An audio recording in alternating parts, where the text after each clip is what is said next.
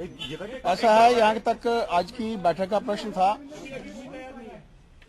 माननीय राम माधव जी और माननीय अविनाश राय खन्ना जी जो हैं वो दिल्ली से आए थे, लेकिन मौसम खराब होने की वजह से आज वो थोड़े लेट हो गए। सीधे वो जिस पर्पस के लिए वो आए थे, और हम लोग भी सारे इंतजार कर रहे थे कि माननीय मुफ्ती जी जो आज हमारे बीच में नहीं रहे, उनके घर में जाकर उनके परिवार के साथ सांत्वना देने का प्रश्न था। आज वो वहां पर गए हैं, और उसके बाद यहाँ पर आकर चूंकि हम लोग कल से मेजॉरिटी एमएलएज, हमारे मंत्री और हमारे मेंबर पार्लियामेंट, हमारे सीनियर नेतागण भी यहाँ थे।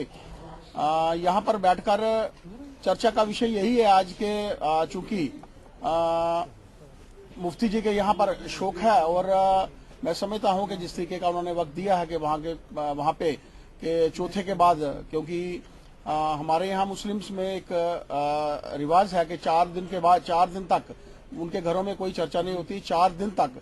और चूंकि हम गठबंधन का हिस्सा है, और मैं समझता हूं कि गठबंधन का हिस्सा होने के कारण और माननीय मुफ्ती जी के प्रति हमारे दिल में जितनी प्यार और इज्जत है, मैं समझता हूं कि उसको मद्देनजर रखते हुए हम लोगों ने भी ये फैसला किया है कि 4 दिन के बाद जैसा भी फैसला होता है हम उस पर बैठकर विचार करेंगे। आज इस बैठक में मुख्यतः रूप से हमारा इस मुद्दे पर कहीं कोई डिस्कशन नहीं हुआ कि कौन मुख्यमंत्री होना चाहिए, कौन कहाँ का होना चाहिए या कैसा। हम लोग चाहते हैं कि जब शोक इनका पूरा हो, माननीय मुफ्ती जी के यहाँ शोक पूरा होगा, और उसके बाद हम लोग इस पर बैठकर चर्चा करेंगे कि इस विषय को कैसे और कहाँ करेंगे। यहाँ तक ओथ लेने का प्रश्न है दोनों पार्टियों के बीच में। गठबंधन सरकार है हमारी, दोनों पार्टियों के बीच में बैठकर, और चूंकि ये कुछ मुद्दे ऐसे होते हैं जो केंद्र को डिसाइड करने होते हैं, वो केंद्र जो जैसा भी डिसाइड करेगा उसके बाद की चर्चा जो है यहाँ बैठकर हम लोग करेंगे। उसके बाद सर, आपने officially letter of support hand over किया है पीडीपी को महबूबा मुफ्ती की सहमति को लेकर मुख्यमंत्री पद के लिए? मैंने कहा ना कि उनके घर में शोक है, और शोक के विषय में जब हम बात करते हैं तो मुझे लगता है शोक प्राथमिक चीज है।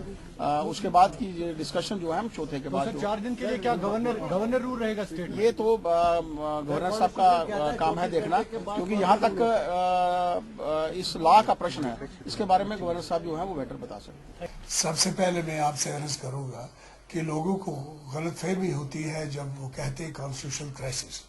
कॉन्स्टिट्यूशनल क्राइसिस उस वक्त होता है जब कोई हल ही ना हो।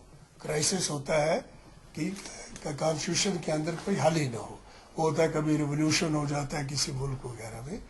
यहाँ कोई कॉन्स्टिट्यूशनल क्राइसिस नहीं है, एक कॉन्स्टिट्यूशनल टेक्निकलिटी है कि आमतौर पर 1 दिन के अंदर हुकूमत बन जानी चाहिए, नहीं तो गवर्नर साहब को कानून कायदे के मुताबिक, कानूनी कायदे के मुताबिक, रस्म के मुताबिक उन्हें ये रिपोर्ट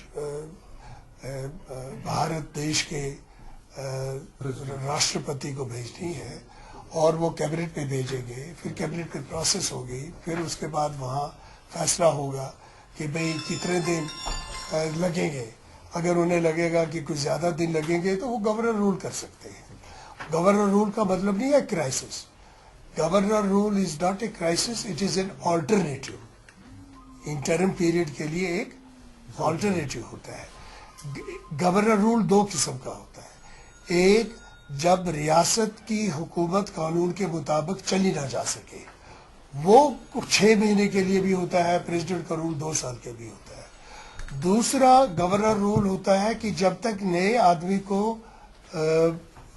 ये ओथ लेनी हो, उसको गवर्नर रूल नहीं कहा जाता है, उसे गवर्नर केयर टेकर होता है।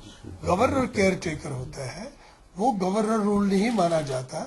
तो वो गवर्नर केयर टेकर होता है जब तक कि चीफ मिनिस्टर जो है वो स्वेयरिंग इन नहीं करता।